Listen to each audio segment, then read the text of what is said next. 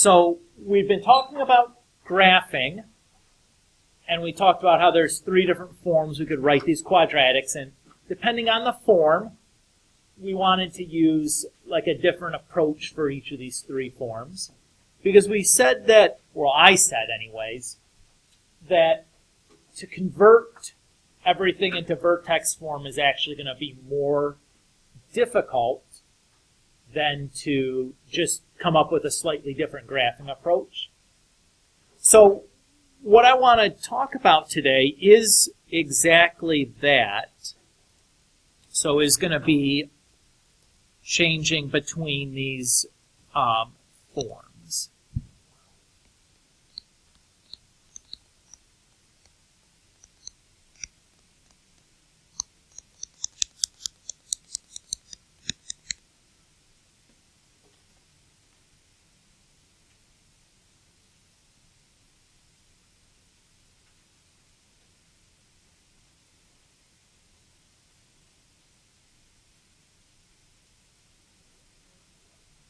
So that's what we're going to be talking about today, is how we go about doing this. All right. So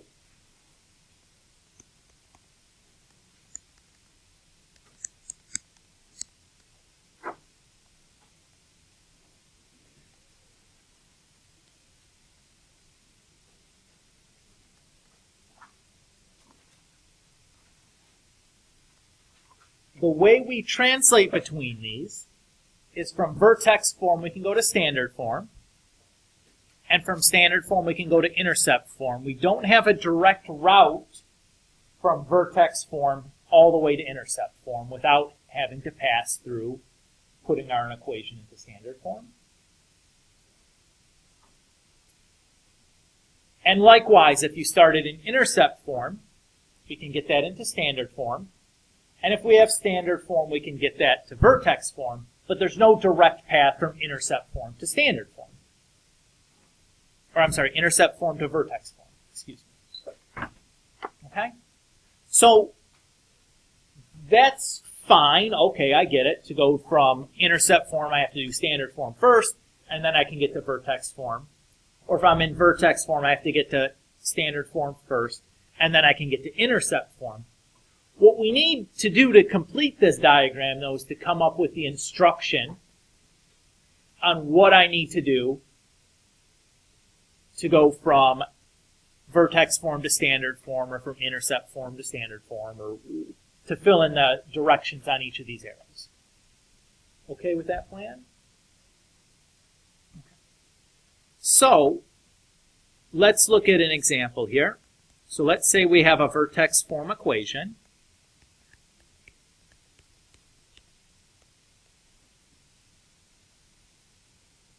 And my goal is to get it to standard form.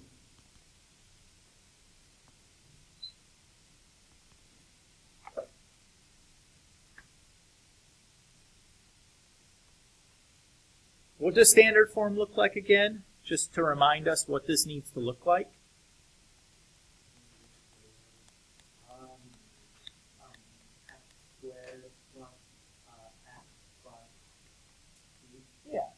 So ax squared plus bx plus c is what standard form looks like.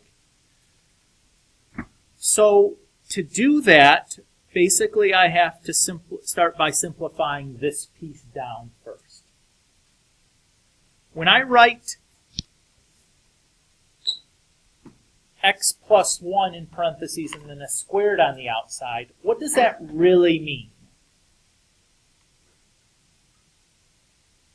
Okay, let's ask a simpler question then. When I write 2 squared, what does that really mean? 2 times 2, right? So if I write x plus 1 squared, what does that really mean?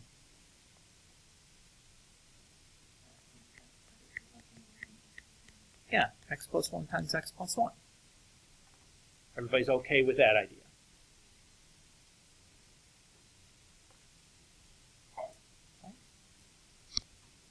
So if I look at this spot here, I have 3 things multiplied together, correct? I have a 2, and then I have an x plus 1 and another x plus 1. So remember from your Algebra 1 class that we have the associative property, which says if you have three things multiplied together, you just pick any two of the three things, multiply those together, get an answer, and then you can multiply the third thing to it. Everybody's okay with that plan?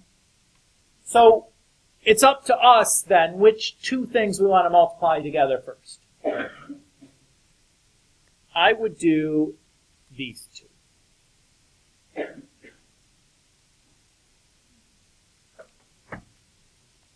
What process do we use to multiply two things that look like this together? FOIL, right? Okay. So FOIL stands for first, so I'll multiply the firsts together. X times x is x squared. And then the outer, so x times 1 is x. And then the inner, 1 times x is x. And then the lasts, 1 times 1 is 1.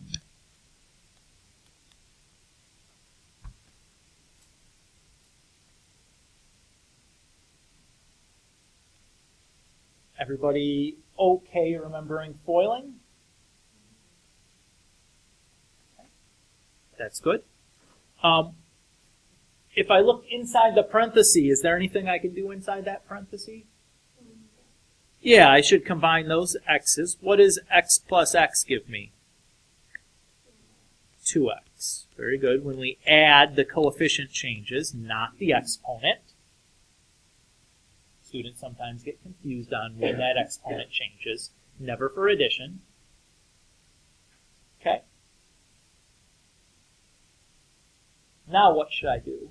So now you distribute on the 2. Now I can distribute the 2 because I've taken care of that exponent. I can do that.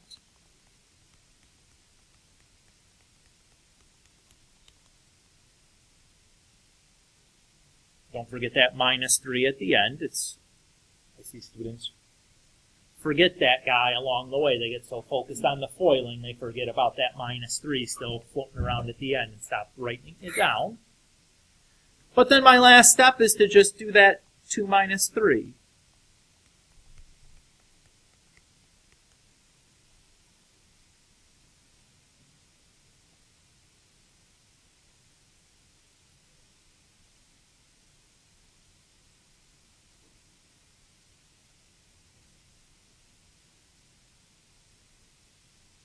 Ay, ay, ay. Yeah. 1. Yeah. Why didn't you say something quicker? You're looking funny, like you knew something was up there. I've already today demonstrated a propensity for making mistakes. You should be on the lookout. Does everybody feel okay with what we've done there? Okay. I want to talk a little bit about this steps in green and see. So these steps in green where we took something squared and we rewrote it has a name in mathematics. It's called expanding. When I have like some kind of polynomial raised to a power and I multiply that out, that process is called expanding. So that's the name that I'm going to put up here.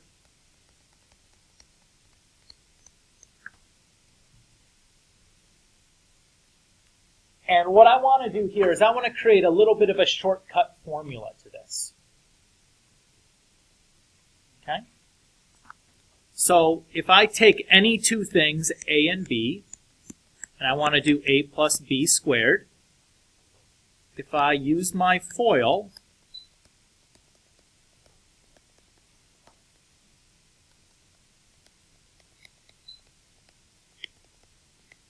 I get that.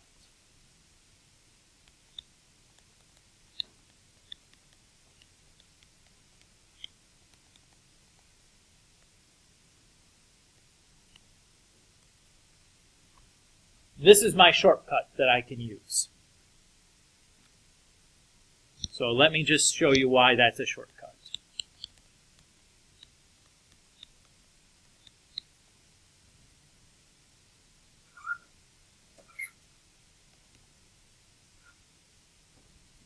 So let's say I wanted to do 2x plus 7 squared. You could FOIL this out, and there's nothing wrong with FOILing it out. Or I can use this formula.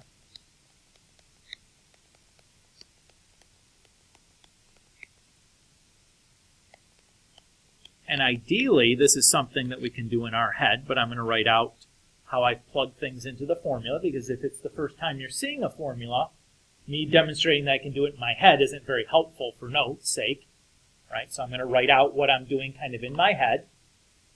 So 2x squared, how do I square 2x? What does squared mean again? 2x times 2x, right? So I get 4x squared. And then I have 2 times 2x times 7. 2 times 2 is 4, and then 4 times 7 is 28. And then I just have my x at the end. And then 7 squared is 7 times 7, or 49. So a little bit less, potentially, than you're FOILing, if you remember this formula. This formula is actually going to come play a much bigger role here a little bit later, which is why I really want to talk about it now. Because we're going to use that as a key idea in developing a more complicated procedure a little bit later. But I did want to mention this now.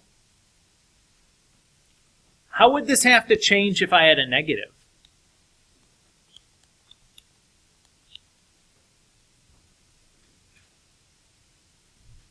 If I was subtracting there. Well, I kind of gave it away when I said negative. So I'm just going to think about 3x minus 5 as 3x plus a negative 5. So in that case, the a is 3x and the b is negative 5. So I'm just going to take the subtraction symbol with the b. So in our heads, what's the first term of this polynomial? What would I get there?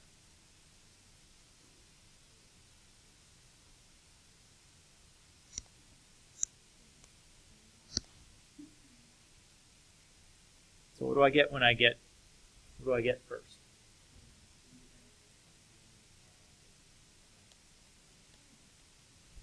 (9x squared), right?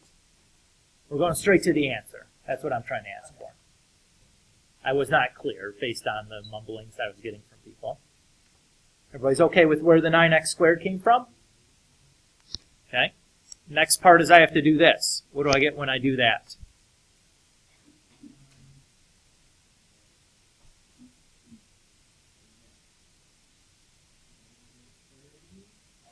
Yes. So I'll write minus 30x. So 2 times 3x is 6x. Times negative 5 is negative 30x. Good. And then at the end,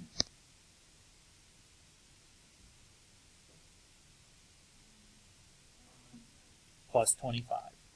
Negative 5 times negative 5 is positive 25. So again, all I'm trying to do is present you something that you could use to do it in your head without having to write down all the FOIL steps. Can you still write down all the FOIL steps? Of course you can. That's fine. Just trying to create some shortcuts. Grace.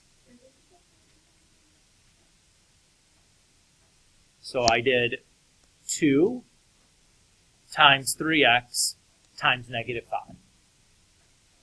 So 2 times 3 is 6, and then times negative 5 is negative 30. Is that okay there? Okay. All right.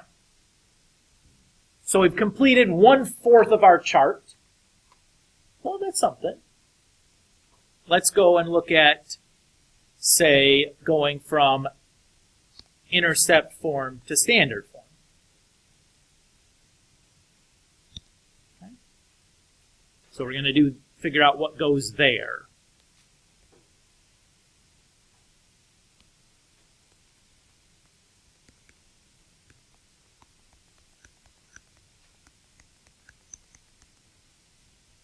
So this is an example of an intercept form equation. And again, I'm trying to get this into standard form is what I'm trying to do here. Well, wait a minute. This situation looks kind of familiar, right? If I go back to this previous problem, I basically had that same situation right here. Do you guys see that? What did we use? We FOILed. Well, let's just do the same thing here, right?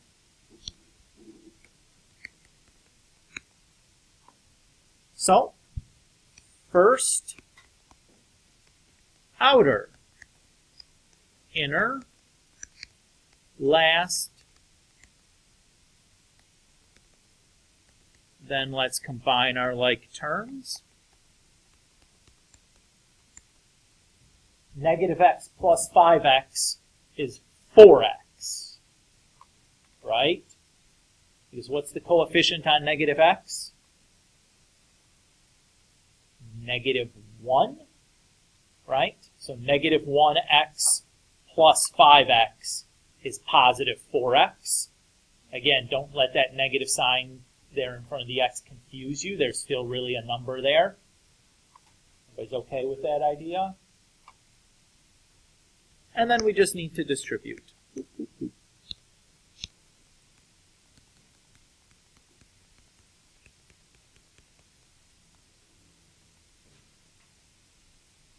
Okay there? All right. So the word that I'm going to fill in that spot going from intercept form to standard form is FOIL. Because we didn't do an expansion there because the two parentheses are different. That's a very specific term. Here, this is the more general term of FOIL.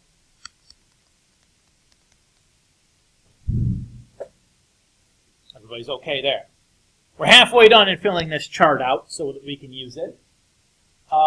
Let's do standard form to intercept form next. Jordan, you had a question? You're mumbling there. Yeah.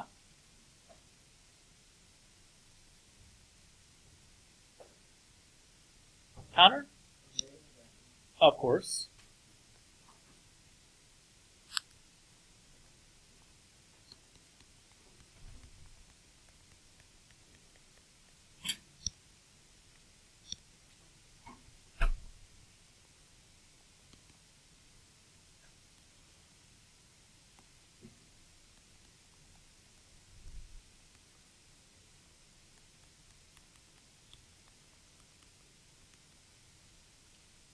So let's look at an example here of trying to go from standard form to intercept form. So remember what standard form looks like. It would be something like x squared plus 7x plus 10. And intercept form looks like y equals a times x minus p times x minus q. There's another word that we might have remembered from Algebra 1 to describe something that looks like this. Starts with an F. What was that, Josie? Yeah, that's factored form.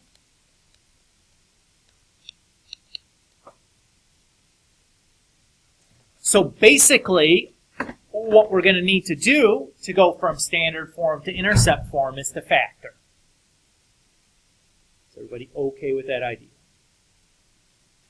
All right. So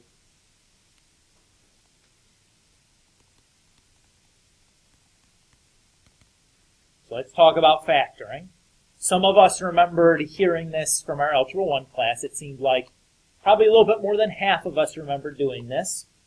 For those of you that don't remember explicitly doing this, or are like, yo, I kind of remember doing this, but I didn't remember what to do, or I was bad at it, it's time to pay super close attention because the skills from the first semester, the most important going forward leaving this course, this is it.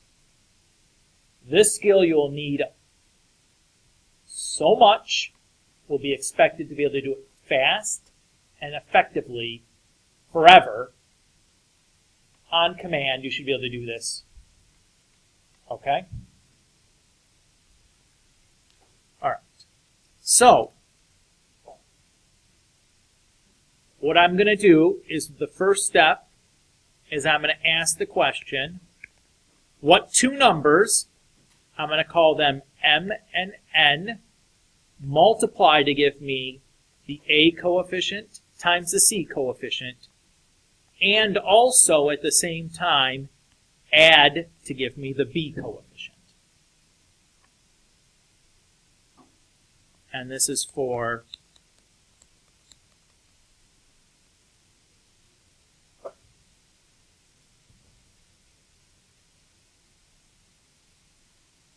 when I say A, B, and C, I'm talking about the coefficients for that standard form quadratic.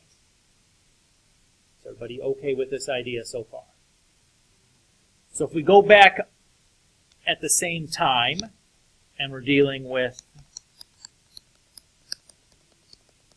this, my two numbers need to multiply to give me what in this case?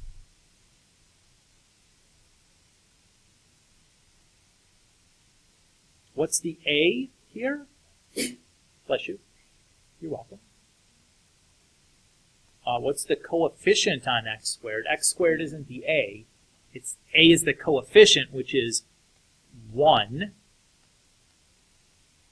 And C is 10. And we have to add to give us what value? 7. Is everybody okay with how I set up those two questions? All right.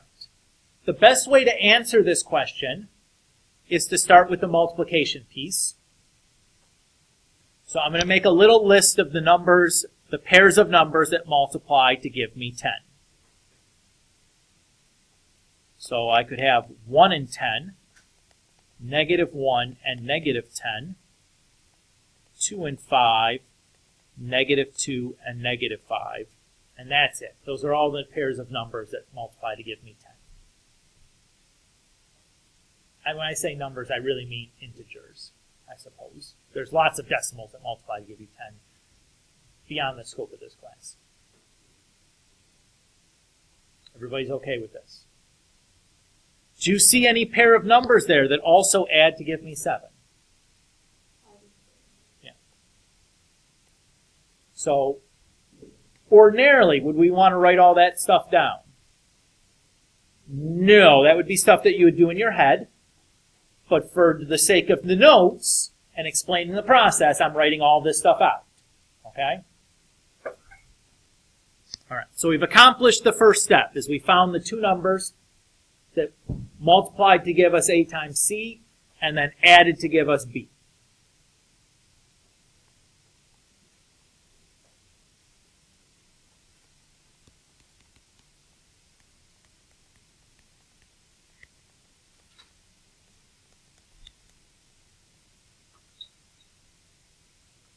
So the next thing we're going to do is rewrite our problem, but in place of our bx term, I'm going to write mx plus nx.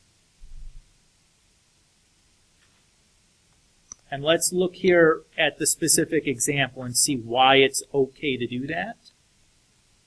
So I'll replace this by 2x plus 5x. What did I replace with 2x plus 5x?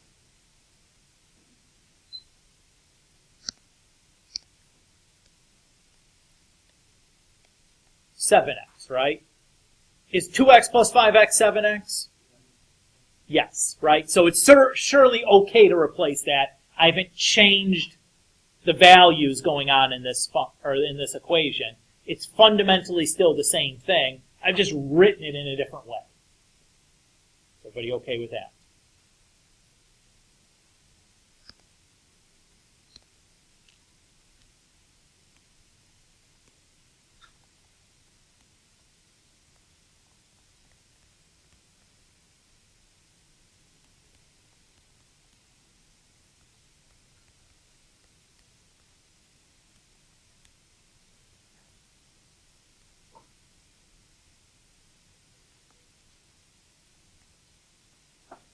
Next step is I'm going to make two groups. When I make the two groups, there must be an addition symbol in between them. We'll do some examples where we have to fiddle there a little bit to make sure there's an addition sign between them. So if we go back to our specific example, there's already an addition symbol between the 2x and 5x, so there's not much to do there. That's easy.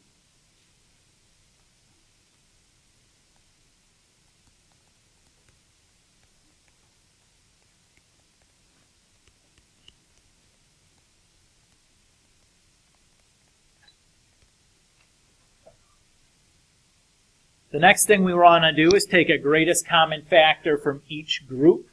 I've abbreviated that as GCF, greatest common factor. So if I look at x squared plus 2x, is there anything in common between those two terms, the x squared and the 2x?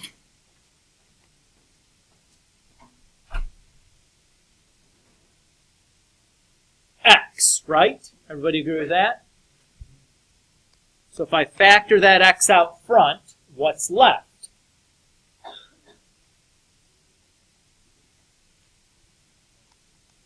X plus 2.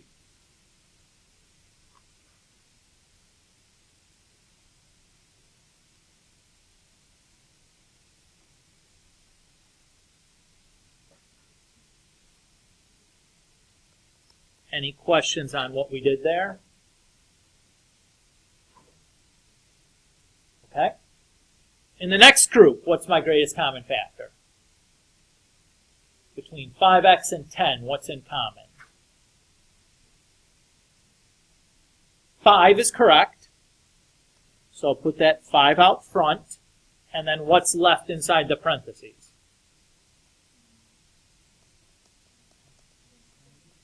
Plus 2, right? So remember that you're looking at things multiplicatively. So whatever you take out front, you divide from what was there to get what remains. Everybody's okay with that?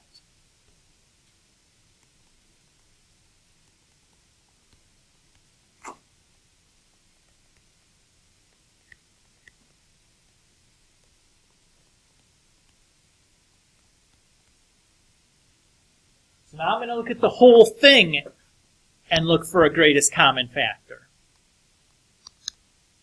So the whole thing has two parts. It has x times x plus 2, and it has 5 times x plus 2. Is there anything in common between x times x plus 2 and 5 times x plus 2? X plus 2. So that's going to go out front. That's good. And what's going to remain? X plus 5.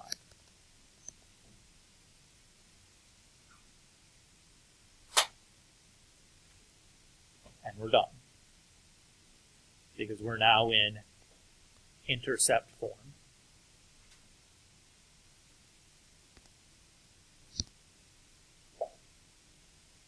Now here's a note.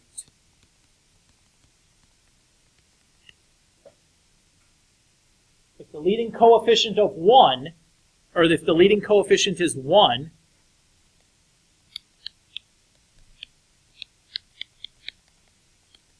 I can go straight to the factored form, which is the x plus m times x plus n.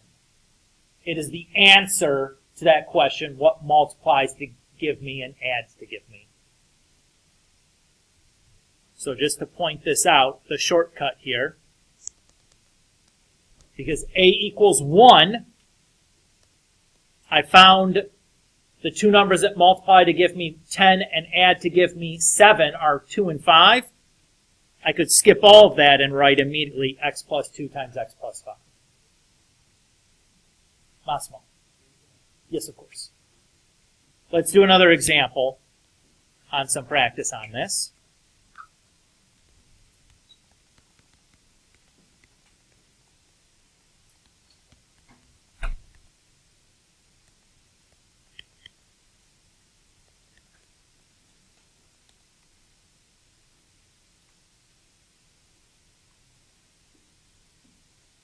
Okay, so take a minute. Try to do this in your head. We can do this with the shortcut. We're just going to practice on some stuff where we can use the shortcut.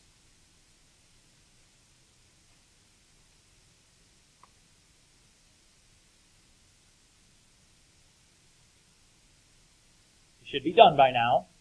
Like when I say we should be able to do this quickly and efficiently and like literally like a problem like this should be a almost instantaneous problem. Okay, so let's write out in our heads what we should have done to kind of reinforce the process. So I need to find the two numbers that multiply to give me what? Should have been 27, right? And they have to add to give me what? 12. Think for a moment, what are the two numbers that do that? 3 and 9. 3 times 9 is 27. 3 plus 9 is 12. Since the leading coefficient is 1, I can go straight to that. Everybody okay there?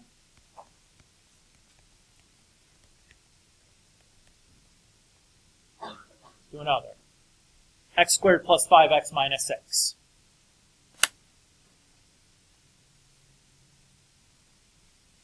In your head.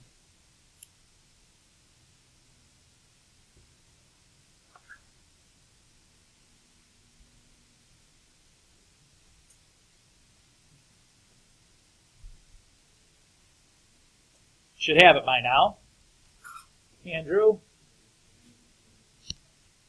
You said -2 and -3 add to give us -5, and they multiply to give us +6. Right? That's not quite what we want. We need to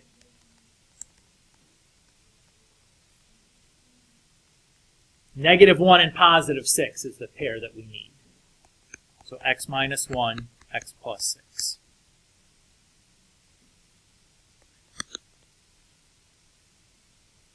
That was a tricky one. I tried to trick you intentionally, Andrew. Not you particularly, but the class intentionally. That's one that is easy to miss because oftentimes we skip the times ones.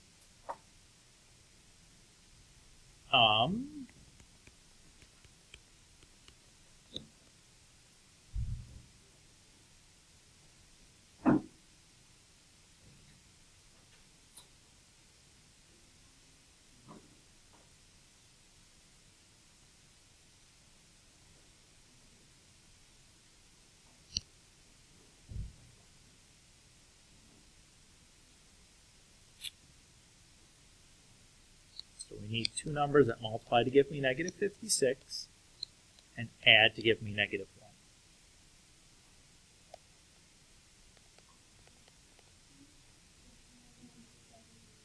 Other way around, the 8 should be the negative and the 7 should be positive, but yep. What particular piece of prior knowledge is becoming very important to do this factoring? Your multiplication tables, right? That thing that made you memorize in like elementary school that you're like, why can't we just use our calculator?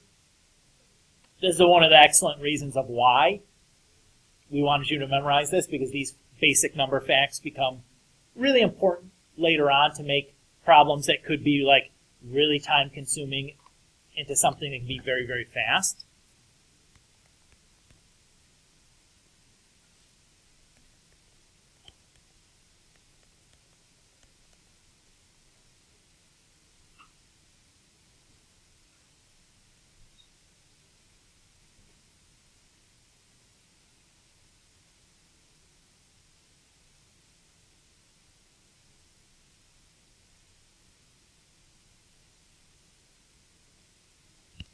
Who's got it?